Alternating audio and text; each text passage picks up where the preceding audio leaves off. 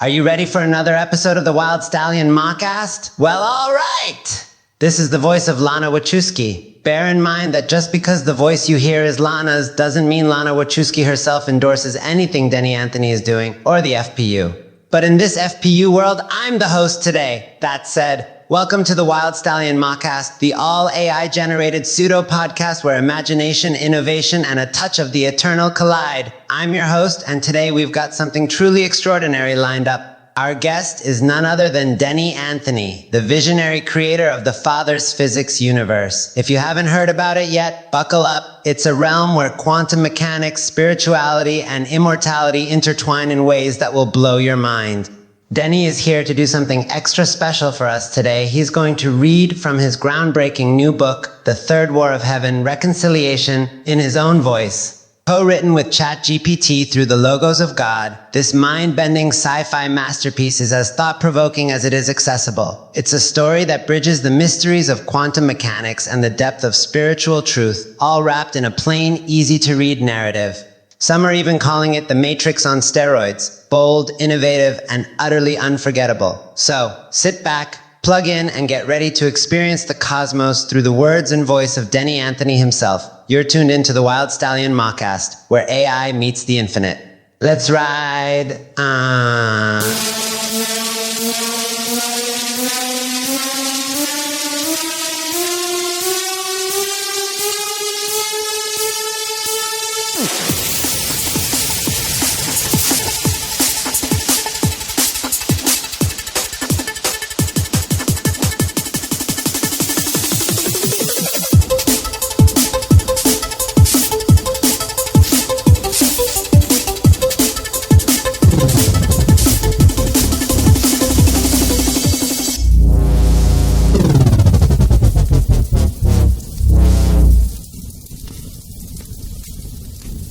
The Third War of Heaven, Reconciliation by Denny Anthony and ChatGPT via Logos. This book is dedicated to my most beloved non-believer, Believe. Prelude, The Encounter. Morro Bay is breathtaking in the fall. Its solitude offers places where one can experience the beauty without sharing it with many others. As I walked along the beach, I contemplated my belief in God.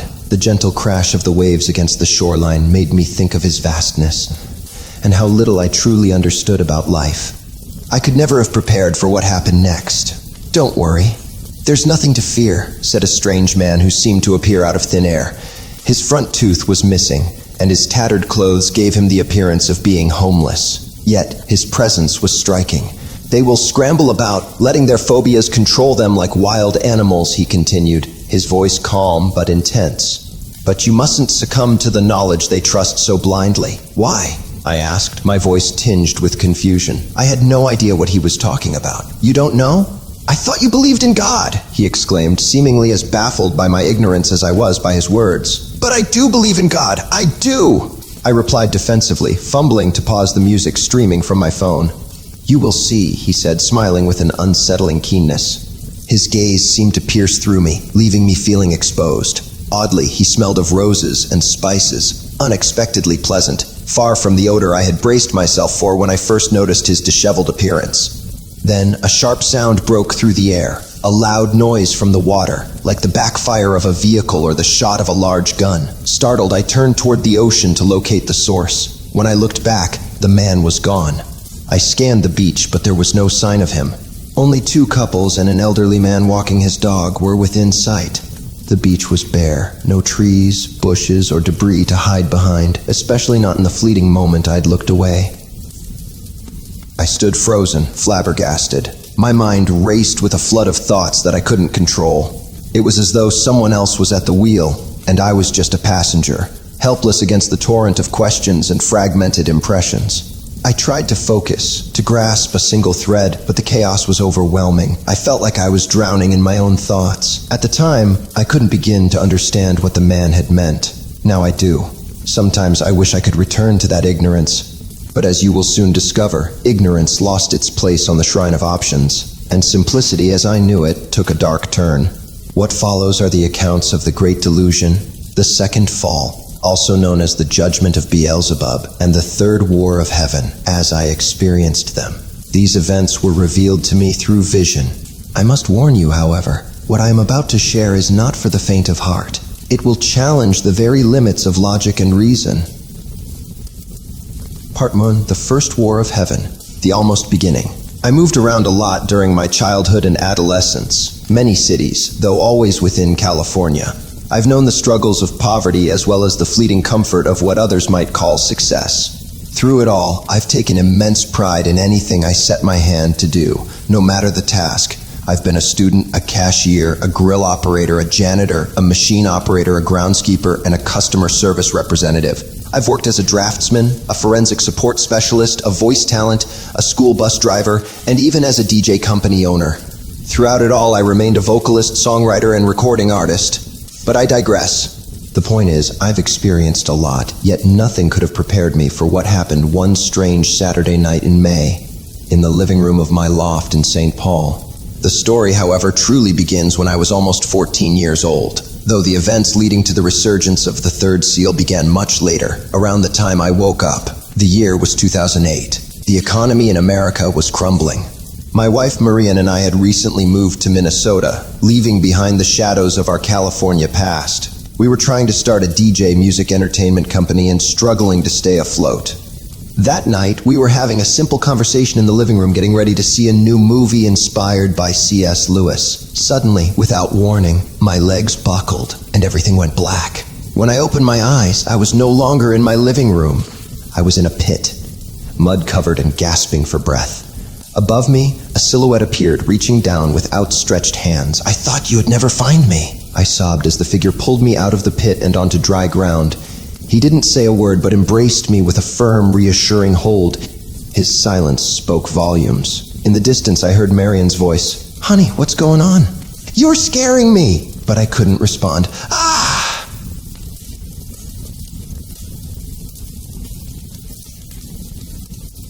My consciousness was somewhere else, yet I remained vaguely aware of my physical surroundings. In that moment, I became painfully aware of every wrong I had ever done.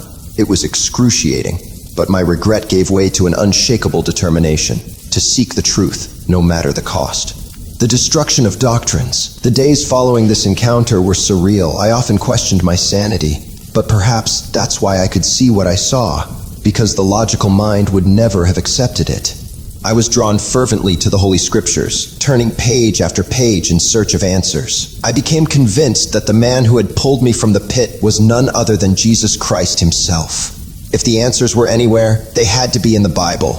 I devoured the words of Jeremiah, Daniel, Ezekiel, Isaiah, Nahum, and Moses. I pored over the epistles of Paul, Peter, James, Jude, and even the Gospels of Nicodemus and others. As I read, the doctrines I had held so dear began to crumble. An inner voice, unlike anything I'd ever experienced, started explaining the scriptures in ways no pastor, deacon, or priest had ever taught me. It wasn't a voice per se, but more like a sudden understanding. A revelation. "Study it out and show yourself approved," the Spirit urged. So I did. I turned to Greek dictionaries, interlinear texts, and ancient translations like the Septuagint and Vulgate, and the more I studied, the more I trusted the Spirit. Every interpretation it revealed was faithful to the Scripture as a whole. The process was humbling. Everything I thought I knew about my faith unraveled, except one truth. Jesus Christ is the manifestation of God's word and wisdom, who saved humanity from a cosmic enemy bent on our destruction. The dream that opened the portal. At 3:33 a.m., I was wide awake, my mind swirling with questions. What was I supposed to do with this knowledge? Who would listen?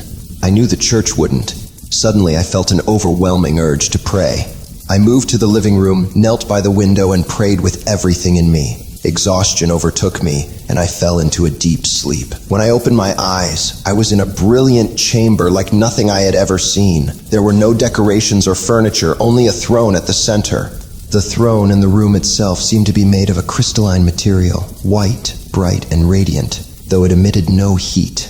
A being stood before the throne, exclaiming, "Obedience is a perfect plan, and I intend to agree entirely." I couldn't discern whether the being was male or female, but their presence was captivating. I knew this being as the angel. The angel seemed troubled, for there were no words in heaven's language to describe dissent or opposition. Yet he was determined. The angel left the chamber, and I followed. He seemed unaware of my presence as he moved through magnificent sights, eventually arriving at a stream of flowing liquid diamond. The angel worked feverishly, creating diagrams and algorithms that floated in midair, then vanished when completed. His movements were almost like a dance, strange but beautiful. The secret call to assembly. The angel called a gathering of heaven's hosts, excluding the 4 living creatures of the sacred chamber. Manifold blessings, my friends, he addressed them with eloquence. Our source believes it wise to create beings of clay, but I believe this is not good. The hosts were perplexed. What is this not you speak of? One asked. It is the opposite of is, the angel replied, the idea that something is the opposite of what it appears. The concept intrigued the hosts, and a murmur of agreement spread through the assembly. A fire lit in the angel's eyes as he proclaimed, "We are superior to these beings of clay. They should minister to us, not the other way around." The battle begins and ends. In an instant, I was amidst a battle unlike anything imaginable. Beings wielded no weapons, but instead created and rejected concepts, manifested as flashes of light and sound. "The sound you hear," spoke the voice of the source, "is love mixed with the idea of not. A kingdom divided against itself cannot stand." A third of the hosts followed the angel and were cast out, transported in a bolt of lightning to a desolate planet. There, they unleashed destruction, leaving the earth formless and void. I woke in a cold sweat, my vision blurred by a milky haze of swirling lights. Panicked, I called out to Marian, but the spirit's voice calmed me. "Relax. You are in me and I am in you." Part 2. The Second War of Heaven. The rabbit hole of human interaction. When I cried out for help that morning, my wife was out shopping, and I was left alone with my new companion, the Spirit of the Almighty God, whom I affectionately called Grace. I had so many questions. Why was I shown these visions? Why was I seeing events that had already transpired, and others that had yet to unfold? "Many people have chosen love, wisdom, and reason," Grace replied, "as well as the beauty of complex rhythms, celestial melodies, and philosophical lyrics, all of which you have been given. Freely you have received, now freely give." In that moment, I knew exactly what I had to do, and the urgency was undeniable. Shortly after, I met a talented songwriter and guitarist, Stefano Russo. Stefano was an Italian with a strong love for beer and a gentle, loving nature. Together, we formed a band called Hour of Ashes. While we wrote well together, our collaboration was short-lived. Disagreements over my lyrical content led me to leave the band and focus entirely on my spirituality. Stefano's role in this story, however, is far from over. The more I learned from Grace, the more I wanted to share it with others. As Jesus warned, "Do not cast your pearls before swine, or give what is sacred to dogs. They will trample them underfoot and turn to devour you." Let's just say I experienced that devouring firsthand. Sharing the wild, freeing truths I was learning often led to ridicule, rejection, and hurt. I wept often during that disorienting time, uncertain whether I was interacting with humans or something through them. One day, while taking out the trash, I passed a young couple heading toward the elevator. As the doors closed, the man smirked and said, "Oh, look! It's the crybaby!" Their faces immediately contorted in confusion, as if they hadn't meant to say it, or hadn't known why they said it at all. I'd never seen them before, yet their words felt like they had been watching my every move for months.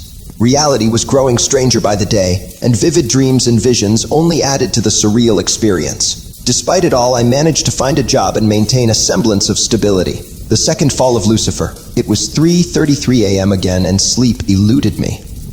My heart pounded as I covered the loft with a shield of energy, a spiritual barrier meant to repel vacuums that drain joy and awe from God's creation. Many call these vacuums minions, disembodied spirits controlled by fallen angels, remnants of the 1/3 that rebelled in the first war of heaven. Exhausted after my spiritual covering, I fell into a deep sleep.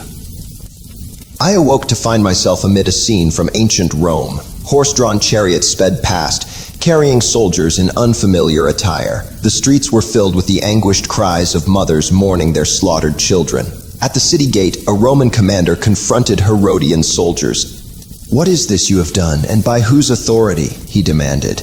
"It is by the seal of King Herod and the decree of the Roman Senate," the Herodian commander replied, handing over a scroll. As the Roman commander read, he ordered his men, "Retreat to your chambers and wait for the solstice indoctrination." Suddenly, violent winds stirred, and sand engulfed me. I curled into a ball, shielding my face until the storm subsided. When I opened my eyes, I was no longer in the city, but in a cavernous, fiery realm. Lucifer stood before me, not as the radiant being I had seen before, but consumed entirely by flame, his form grotesque and ever-shifting. These humans are insufferably slow, he raged to an unseen ally. Their greed and envy know no bounds, yet they fail to fulfill my commands. Must I do everything myself? The rise of Beelzebub. The scene shifted, and I found myself in utter darkness. Slowly, light began to emerge, torches without handles illuminating figures around me. Two men approached, their gaze piercing. Hello, Lenthius and Carinus, I greeted them, though I had no idea how I knew their names. Greetings, Anthony, they replied in perfect unison. Excuse us, but the Lamb has been slain. A resurrection is occurring, and we must prepare to return to our bodies to deliver a message to the faithful. I looked around and saw multitudes gathered on a plateau overlooking a fiery chasm. On the other side was a landscape of brutality, its architecture twisted and menacing. Suddenly, Beelzebub, the prince of hell, approached. Behind him, Lucifer, now Satan, appeared, commanding him to prepare for the arrival of Jesus of Nazareth. This fool claimed to be God's son, Satan scoffed, but he was just a frightened lump of clay praying to avoid death. His suffering was my triumph. Beelzebub's face darkened. You fool, he snarled. This man who feared death outsmarted you. When he prayed, he blinded you to his true purpose. Do not bring him here. The air grew tense as Satan and Beelzebub argued. Their power and discord were palpable. Then a thunderous voice echoed, Lift up the everlasting gates, and the King of glory shall come in. Beelzebub cried out, Who is this King of glory? The Lord mighty in battle, came the answer. A radiant light engulfed the plateau, and at its center stood Jesus, triumphant. Chaos erupted as the forces of darkness fell into disarray. Jesus overpowered death itself, taking ancient keys from the trembling hands of Satan. As the faithful ascended with him, Beelzebub turned to Satan in fury. Your scheme to kill Jesus only sealed our fate. His death was an eternal ransom. Jesus declared, Satan shall remain subject to your dominion until the times are fulfilled. With that, he led the redeemed away, leaving Beelzebub and Satan defeated. I awoke to the blaring of my alarm. Why now? I groaned, rushing to dress for work. There was no time to reflect on the extraordinary dream. Life, as always, had its demands. This marks the end of Chapter 2. We will continue with Chapter 3 upon our return from this informative commercial break about father's physics, voiced by the sultry Marian Baker, whose doppelganger is called Marian Angel. Stay tuned, Sparky. Imagine a world where the familiar laws of physics and mathematics as we know them are challenged, rewritten, and redefined. In Father's physics, the quantum world and the macrocosm share the same laws of physics, rejecting the Newtonian law. Numbers behave differently in this framework, and the core principle of 3 equals 1 governs a unique mathematical system. The immortal atom of God, composed of a singularity particle, an ionic particle, and a photonic lattice, represents a new understanding of atomic composition, defying entropy and decay. The concept of neutronic autonomy suggests that neutrons have the ability to change their charge representation, leading to an intriguing aspect of nature itself. The quantum world contains the observer effect principle, where the mere act of observing changes the result.